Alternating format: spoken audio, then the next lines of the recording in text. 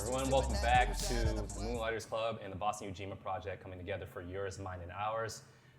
It's been quite a journey. We've had a good amount of interviews. I think we're on interview number 5, if I can remember. There's been a lot going on. Yeah, I have a job too, so I'm all over the place. But yeah, it's been great. Boston Ujima project's been featuring some really nice, beautiful local talent. We got more. I'm not gonna spoil. I know you, and I'm for forever. My mom is really psyched about it. She's like, "Could you do a thing with me?" Like, all right, relax. I'm an adult. Let's just start by letting you two introduce yourselves. We'll start here and go there, and yeah. Excellent. Well, so happy to be here. So happy to be here with you, right? It's great. My name is Nia Grace. I am an entrepreneur here from the city of Boston, born and raised in Roxbury, Dorchester, Jamaica Plain, like all around. I'm the owner of the historic, I call it, Daryl's Corner Bar and Kitchen, located here in Roxbury, South End, however you want to call it. We've been here since 1957, since we were known as Bob the Chef. Since 2010 as Daryl's Corner Bar and Kitchen. In 2018, I took over ownership, so just at the 4-year mark. I'm also the owner of the Urbane Cafe and Lounge, and I am a proud CEO partner with the Jazz Urbane project. That was so crispy. Did you just see that? I was just like, no. Go ahead, my friend. All right, Ron Dorsey. I'm kind of what Boston needs me to be, whatever it needs me to be. We can talk about all of what that means, but I am a proud partner of Nia Grace's and Dr. Bill Banfield's in the Jazz Urbane Cafe. Really looking forward to all of what it's going to be. It is about the honoring of Boston's culture. It is about the revival of many artistic traditions, especially among people of color communities, but it's also about a glimpse into the future of people of color communities as well. So looking forward to making history. Nice, welcome all the way from Detroit to Boston. Yes. One of us now. Proud native Detroiter. Yeah. I like people from Detroit because it is Detroit versus everybody. Every time, the nicest people ever. Like, I really do. I met some good folks from there. So. Appreciate it. So we're going to talk about Jazz Urbane Cafe. By the way, Daryl's, it's amazing. Get here. Every time I'm here, like on vacation, they're like, "Where do I hang out? Man, ain't no black people around." I'm like, "Yo, Daryl's. Daryl's right over there." You know what I mean? I love coming here. It's a great place. And I love, Mia, how you brought up that you lived in like 8 neighborhoods. For those who are confused, Boston's so tiny that you kind of have to say Roxbury/Dorchester, like we're all like connected. It's the same thing. Absolutely. Yeah, unless you're in East Boston, which is like in the middle of nowhere. Like who would be there? It's East Boston. Yeah. So we're gonna talk about Jazz Urbane Cafe. Sure. So I like to just start with, how'd you two meet, and then where did that idea come from after you two met? So the idea precedes us meeting, and we met through Dr. Bill Banfield, who is really the father of the concept. So the Jazz Urbane was really his brand idea when he came back here in 2005-ish. Okay. To come back to Berkeley and lead the Africana Studies department. He always had this imagination for integrating the arts into neighborhoods and into community and really bringing world-class talent to the places where people gather. And so Daryl's was one of those places. The Beehive up the street was one of those places. We've had a partnership with Scullers and Riles and some other folks, but Daryl's is home base. And so the partnership with Daryl's probably started somewhere around 2007, 2008. Okay. With a number of our groups performing here on a weekly basis. And around that time, we met this young woman who, even though it said Daryl's, it was clear who was running the place. And so the more we got to know Nia, this really became a collaborative effort to figure out how were we going to bring this concept to a variety of audiences, to the degree that Nia and Bill together were vetting the artists who would show up on the stage, really thinking about what the repertoire was and how to present this on a weekly basis. I was just hanging around the music to some degree. You know, Bill was my professor in composition when I was at the University of Michigan a long time ago. And so, you know, I was carrying the musicians' bags and asking them for tips or whatever and hanging out at the bar and listening to them at the same time that Bill and I were imagining the Jazz Urbane recording label as well. But then we got to talking after Nia became owner about how this really becomes a linchpin for culture in the city of Boston and South End, and really wanting to tap her entrepreneurial imagination for what this could be. And her leadership has really helped us grow into something that has become more of an experience for Boston, and that we're looking forward to being a nightly experience at a place in Nubian Square. Nice. So Nia, could you explain what the Jazz Urbane Cafe will be when it's open to people who don't know? Yeah, I mean, I first got to say, Ron, you're so poetic. Like, I'm like, this is amazing. This is romantic, right? I want to be all there. So, well, I mean, let's just first talk about, our Nubian Square and Roxbury in general. I always like to say that, Roxbury literally is the geographic center of the city of Boston, right? And truthfully, it's the mecca of culture, I believe, for the city of Boston.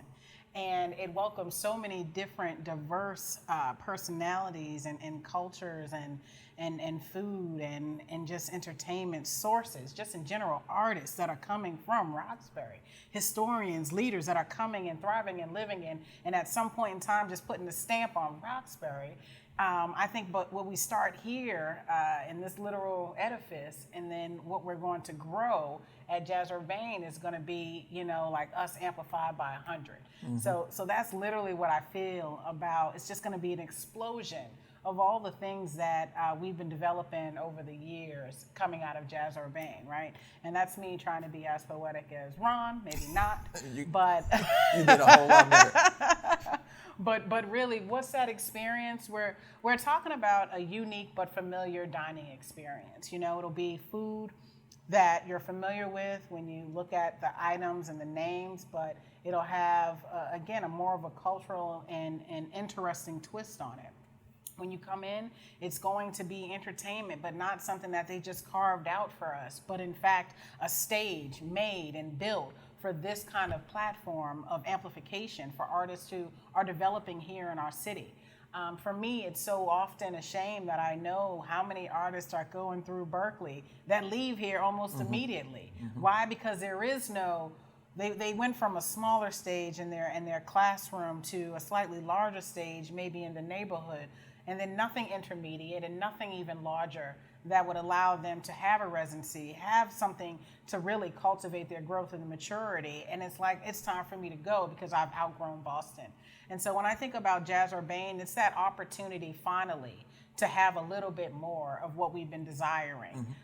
When we think about the limitation of our spaces, and my history is really, I have a self kind of directed study and observing and looking at the history of Black-owned establishments in the city of Boston, and understanding that we have about 62 of them that are considered a bar and or a restaurant, and knowing that only 8 of them are fully transferable licensed, right, and that have an opportunity to make a different kind of wealth, in fact, not just make an income, but actually have some kind of wealth. So to know that with new legislation that Jazz Urbane also brings not just this culture pot, but also an opportunity for wealth, right?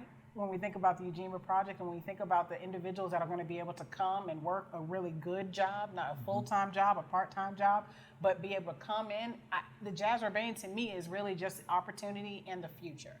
So, I mean, I really hope that I was able to give you an idea of what you might get when you get there. But if you want some more, we're talking about local musicians who are going to be performing throughout the week. We're talking about a stage for national acts to also call us a place to come and again, put on that big show. Think about what would happen when we went to the Strand Theater, when we had national acts touring through our neighborhood, and we were able to go and get dressed up and do what we did on a Friday and Saturday night. That's what, to me, is going to be returning to our neighborhood and revitalizing Nubian Square. And again, that just neighborhood bar, that while I love the place that I'm in right now, we just need a little bit more space because we went through that booming era, right? And so we just want a little bit more space. And so we're going to be able to have that, to spread out, to grow, to commune, to make neighbors again, right? We're in a city where in fact it kind of feels like things are just transactional. I think we're going to get back to a really great emotional piece of being out. This is, you're both poetic. I don't even say what we're doing. What are you doing? This is a debate. We're gonna fight. No. We're just going to keep building on each other. I love it. No, first of all, thank you. I grew up in the city, so it's interesting, and you're aware of this. I meet people, I live in DC now, so there's black people in Boston, and you probably hear that in most northern cities, except for Detroit and Chicago or New York, right? And I'm like, no, they're here, but you're not going to where we are. There's no reason for you to. So now I come in, I visit. Today I've been walking around the Seaport District, walking around downtown Back Bay, seeing things closed and seeing new things built. The only neighborhood that's been exactly the same since I've moved in 2020 is Roxbury. As soon as you cross Nubian Square, it's houses. And you're like, okay, this feels good, but we need to do something because I don't want to come back here and see, if you have a dog and you want to run in the middle of the night, go ahead, do that, go crazy. But we don't need that just yet. We gotta, let's build something here because it is a really important space. When I was growing up, I went to the Timothy, I went to Latin Academy. When it was called Deli, it was Deli, but that's where all the black kids were hanging out. We were eating at Arizona's, waiting to catch our buses home, hanging out with our friends, playing around. If there was a game at Madison, we'd go there. Changing the name of it to Nubian Square was important. It feels weird now because you're like, I didn't even think we had pull like that in this city. And then seeing things like black markets sprout up. So I think that's a perfect place to have this. Was it that intentional to put it right there in Nubian Square in terms of the Jazz Urbane Cafe? Were you looking at different spots around the city, or was it no, this Roxbury, it has to be Roxbury? Well, this was really an artifact, I think, of the city of Boston recognizing the special experience that Jazz Urbane was becoming. And so the city, under John Barros's leadership at the time and the Walsh administration, approached Bill Banfield and said, would you consider doing this in a place? Would you consider making this a permanent experience here in Boston and let him know that they will be running a public RFP process to compete for the retail space that will become the Jazz Urbane? So Bill pulled together a team, really thought about what that concept would be, and had to do his homework and compete with other entrepreneurs who wanted to see things come to the space. Fortunately, that process was also one that was juried by people who were in the community, so they had a real stake in saying what they wanted to see there, and it could have been everything from national chains to more boutique sorts of things. But when they thought about the thing that would be kind of the crucible for culture, that would fulfill, as Nia said, a lot of unfulfilled dreams about what belonging could be in Boston, this was the experience that they decided to go with. And the city's been an incredible partner for us on that space, but they and we have seen it as an anchor for the continued vitality of Nubian Square. And I was careful to choose my words because I get a little offended when people talk about the revitalization of Roxbury and Nubian Square. It's up and been here, so this idea that it's up and coming is offensive. Yeah. And for those of you who may not know who are watching this, like I work in sales, most of my life. The concept of an RFP, this request, is these lengthy, long documents, and a lot of it has to do with, I'll campaign for work from the state. And you just fill these long documents out about who you are, your background, all your employees. You have to make all these attachments. It takes weeks to just make this thing, and then you got to submit it, and then you got to wait. If there's anything wrong with it, they give it back to you. There's a deadline. So it's like 40 pages of work, and it could be for absolutely nothing, which most of the time for me is absolutely nothing. So kudos, because the fact that that was the process and that you got it made, that's incredible just to begin with. And Nia, we got to get into this. I've been to this place. I see you here. You run this place. You're busting it. Like what you've done with the place is amazing, but you're working hard. I can't believe you're doing Jazz Urbane as well, because one, you've not gone crazy. This place is amazing. You put your all into it. Were you worried at any point, this cafe, let's do it, that it'd be too much for you? Or were you skeptical about taking this additional work on top of running this that you already do? Yeah. Well, I got to say that, I came into the project a little bit later, I think much later than Ron, right? Bill was there at the table. The idea was brought to him to take over that space, and then it was just me, right? But I had always been an ear for Bill if he ever needed anything. As he was going through the process, it was like, well, what do you think about this? I had no idea what he was talking about until I saw it. I was like, is that the mayor announcing? Is this, what? Call him right now, right? But I never wavered in lending any of my resources and time to say, hey, like, I'm always going to be an ear. So when we approached it formally to figure out what my role would be in the project, I think that I was very much aware of my limitations. And I'll say it actually happened in the middle of the pandemic while I was still 6 people only here at Daryl's trying to open the cafe down the street. But I was just like, well, if I carve it out in a certain way, I think that this can work. It's super manageable because let me tell you what I love about this team. And maybe it's because they're, out of Michigan, and although I love my Bostonians, right? I just feel that this team totally understood from the beginning collaboration and that we all wear different hats and we're going to excel in what our expertise is. And so here at Daryl's, I am almost, I've got a great team here, right? But I am the spearhead of a lot of the projects to make that great team run. With the Jazz Urbane project, we've got the maestro of music, We've got the conductor of community relations, and then I am the operator of the restaurant, right? And so I don't actually have to wear all the hats that I do here, and it's a relief, in fact. And it's something that gives me joy because I'm actually able to be really most effective and most creative in just one area of this restaurant business. So. And all that Nia says is true, and at the same time, Bill and I were like, we need to go get LeBron James. It's so silly. LeBron, that's what's up. What's up? So it sounds like it's kind of sectioned off based on your talents and how you split things. But the collaboration is key to success in the Black community, and I see it done really well, and sometimes I see it done not so well. How do you figure out how to delegate things, or who should focus on a specific area of the business? It could be the restaurant portion of it, the look of it, things like that. How do you know what to split? Who takes on what? How does that work? I mean, I'll offer at least 2 things, but I'm really interested in Nia's thoughts on this. I think, first of all, we were careful to kind of shape job descriptions and do the detailed work of kind of saying, what's the role, what are the responsibilities, and how are we going to hold each other accountable for things?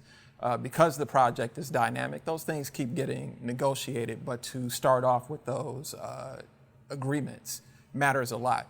I think the second dimension of it, it's a small team, so get in where you fit in. Because there are a lot of things that require the 3-headed monster, that require our extended team of 5-6 people as well. And we want to make sure that it's a democratic process. I'm uncomfortable with hierarchy for the most part. So I want to make sure that we're hearing from everybody. I want to make sure that there's input from everybody and that everybody gets the satisfaction of being creative in what is a creative venture. Yeah, I like that. Okay. So Boston Ujima project, how that started up, how that intersects. So we've been coming for Ujima and trying to convince them to come for us for about 3 years now. In prior professional life, I'd had a number of interactions with Ujima. Sometimes I've been an advisor for Ujima. My wife and I are members of Ujima, and just a lot of friends whose perspective on the world and new economy we respect. So when we were thinking about this venture, we wanted to make sure, one, that on principle, we had significant representation by investors of color in this project. And to the degree that we could, making sure that we had investors who didn't have to go through the hoops of being accredited investors and make so much money or whatever. And so Ujima was actually the first investor entity we ever approached about this back in 2019. Because we knew that it was a quick way to fulfill that wish of making sure that this was for Black folks, by Black folks. So you get to summer of 2019, this was a little bit of an odd proposal for Ujima because usually that membership is identifying the places that work for them and investing further. We actually pitched them on a startup, which hadn't really been done. And so they said, well, we need to reverse engineer this project. Our membership needs to take a look at what you're trying to do, ask questions, make sure you're going to adhere to the community standards.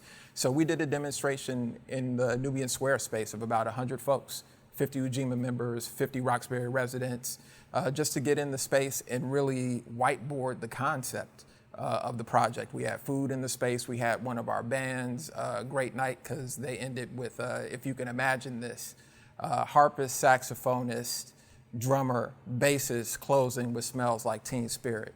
It was amped. It was amped in there.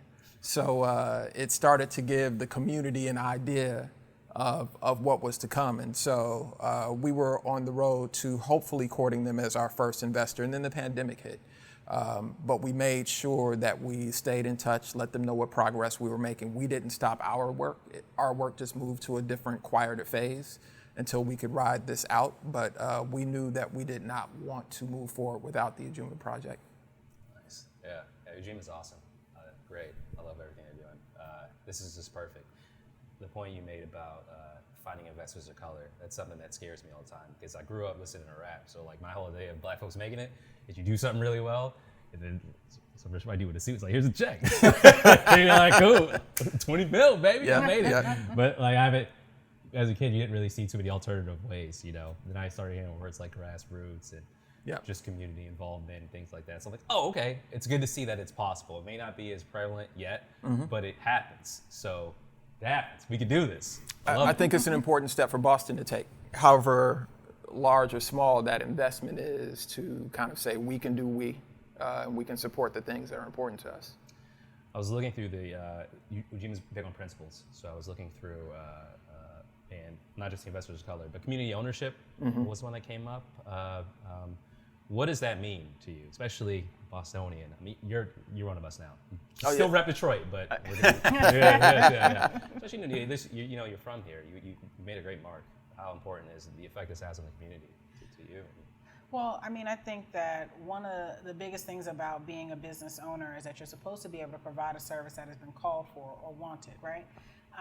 And so what better way than to hear the input of literally the direct community that surrounds the space, but also those people are now investors really saying like, this is what we want, this is what we need. You know, a lot of times we sit in our silos, and I've got to say this as a solo entrepreneur, you know, I'll sit in my silo and think that I hope that this is what the people want. I think I'm in tune enough with what the people want, but how great is it to sit on a Zoom or to sit in a meeting and actually hear firsthand what the people want, so that I have a greater success rate coming out the box. And I think that that is something that's really important for entrepreneurs in general, is that you really, you know, figure out a way to take to task what it is that your community is desperately really asking for, and not just what you want to see out there, because that's going to be the difference between a failure and a success. And so for me, this community ownership piece means that every day I've got a larger charge in front of me than just, you know, making a dollar. That literally is what the difference is. I cannot fail because my community has told me that this cannot fail and this is what we needed. And I feel like that's our greater charge. I can be a bit, and I say that even still when I think about the last 2 years, about how hard the last 2 years have been. I had many opportunities to just put my head down and shut the doors down. But what I knew is I got so many calls from people between the ages of 25 and 85 that said, but you can't go anywhere because we need you. We've always needed this kind of space. We've always needed this haven, right? So you can't go anywhere. We get you tired. We understand, but you can't go anywhere. And I was like, I hear y'all. I'm coming. I'm showing up day 7. So that's what. But I mean, even in tiredness, I did it with so much joy, and it was so much bigger than the numbers. Because trust me, the numbers did not make sense for the hours that we were putting in over the last few years. And that's the same thing when you think about this startup, right? We're going to be putting in hours. We're going to be doing things that at some point it's not going to make sense to us, because when we look at it black and white. But when we look up and we see the faces and we hear the voices and we get that silent tap or that loud nudge that's like, no, you got this, because you got to do this, right? Because this is what we need. I mean, that you need that in order to really get through this business. And so that's what is so special to me about it being about community. So why jazz? I know you both involved with jazz, right? But to that young Bostonian, or any Bostonian, like Bostonian going to Nubian Square, this place is open now, you know, then they're probably thinking drill music. When can we get a little Dirk in here, right? When we gonna get the city girls in here? And but I have my own history with jazz. I know its importance. But What would you say to that? Well, let me make sure I represent Dr. Banfield on this one, because he would say it's Jazz Urbane. Okay. Okay. And so the two stand equally, but there's a language in jazz that, whether we think about it this way or not, really is universal language. It's universal legacy as well. You hear it interwoven through everything we listen to. So one, wanting to pay honor to that tradition that Bill himself comes from as a guitarist and composer as well. But really to name that we're honoring the height of Black creativity in a lot of ways. There may be only one, besides hip hop, American music form that's been invented, and that was jazz. Now there are musicians like, folks that I love, like Christian Scott, who would take all of us to task even over the use of the word jazz, because it's something that they're trying to deconstruct right now for a lot of different reasons. But I think it's important for us to marry jazz and urbane, because we want to capture all of the flavors and expression of identity among artists and producers of color. But a lot of it is rooted in the principles of improvisation. A lot of it is rooted in, if you ever hear Cornel West talk about jazz, he talks about the democracy between the players who are on stage and the deep listening that has to happen among folks in band settings. And so I think we want to build on those principles, but have it be genre non-specific. Yeah, you're gonna see some brothers and sisters blowing horns and doing crazy things on pianos and their instruments, but you're gonna see DJs, dancers, a whole lot of other things in there. As a Detroiter, I grew up on Detroit techno, so I gotta see Juan Atkins and Derek May and Kevin Saunderson here at some point. I love Jay Dilla, so it's a dream of mine to see Guilty Simpson up on that stage. But I also grew up listening to a lot of funk, so I'm hoping we get Van Hunt.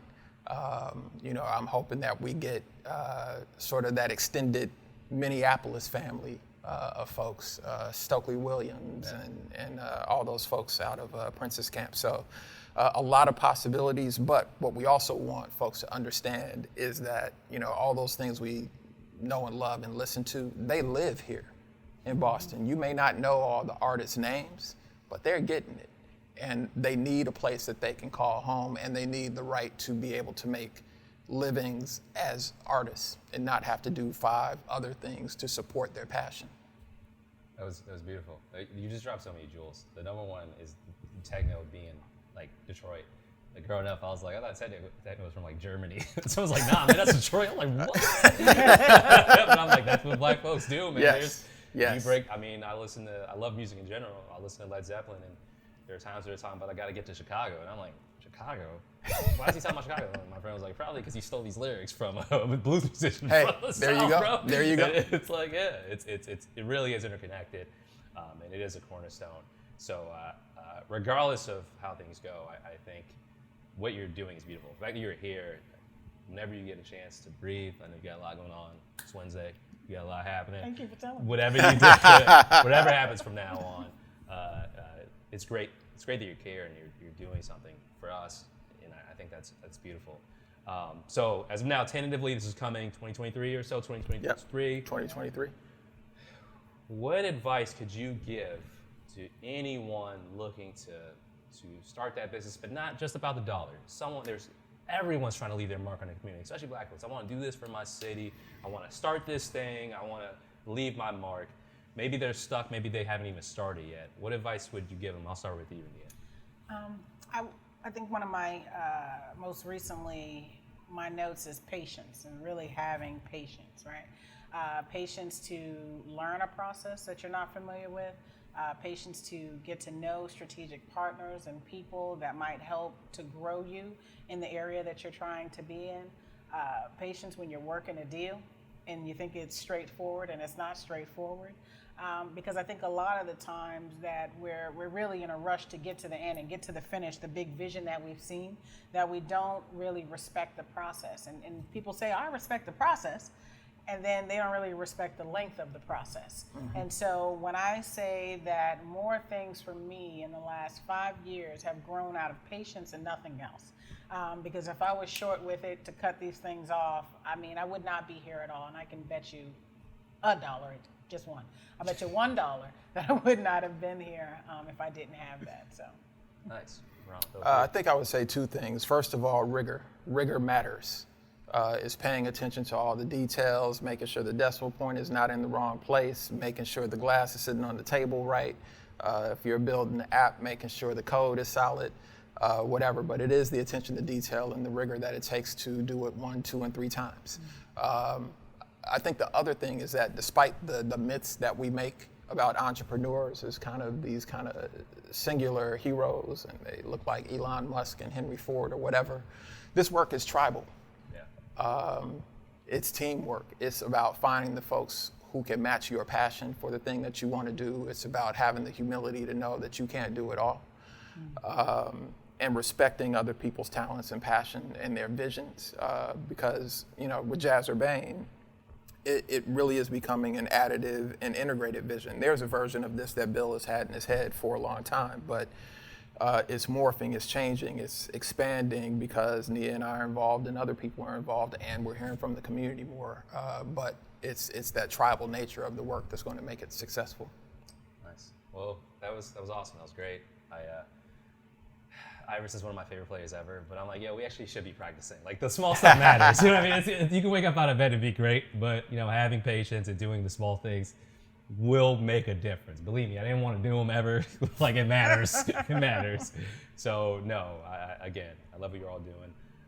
And also, I honestly find somebody, the person that you know in your social circle who's kind of OCD, they need to be on the team. Mm-hmm. Oh, I'll take it. So I don't know what he's saying. No, because you need that person who's just going to, did you think about it? Did you think about it? Did you think about it? Yeah. Yep. So until it opens up, is there any way people can be supporting or any way they should be tuning in until the cafe is open? A variety of ways.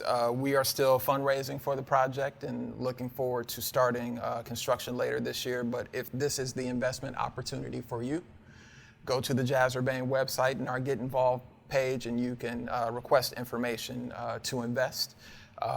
Until then, there are opportunities to see us in action. I'll let Nia talk about Sundays, but I will mention that we will be a part of the Embrace Festival block party Friday, June 17th in Nubian Square, featuring Bill Banfield's Imagine Orchestra. Nice. Yeah, that's for King Boston.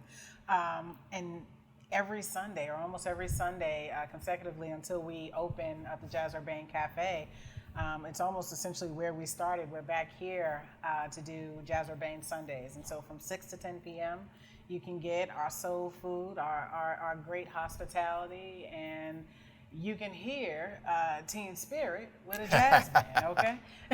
Do you remember that night you and I sat here and they first played that? Listen, okay? I got it on video. Nia sat down and she was like, this has not happened in this space. And we just sat across the table from each other just mesmerized, and these dudes were up here going in. And it's so crazy. My brother, my older brother, he works with me too. He's the one who introduced that song to me. Yeah. And that one day he just didn't come to work. And I was like, this dude is missing it. Poor thing. Oh my gosh. I'm just videotaping. It was amazing. Yeah. Well, all right. Support Jazz Urbane Sundays. Just come to Daryl's whenever. And also Jazz Urbane website. We can support. So Nia and Ron, thank you so much. Thank you for everything you're doing. Thank you for the conversation. I had a blast. For everyone watching and listening, Moonlighters Club, thank you so much. We'll be working with the Boston Ujima Project maybe soon in the future. Thanks again to the Boston Ujima Project and everybody who tuned in. And until next time, see you later.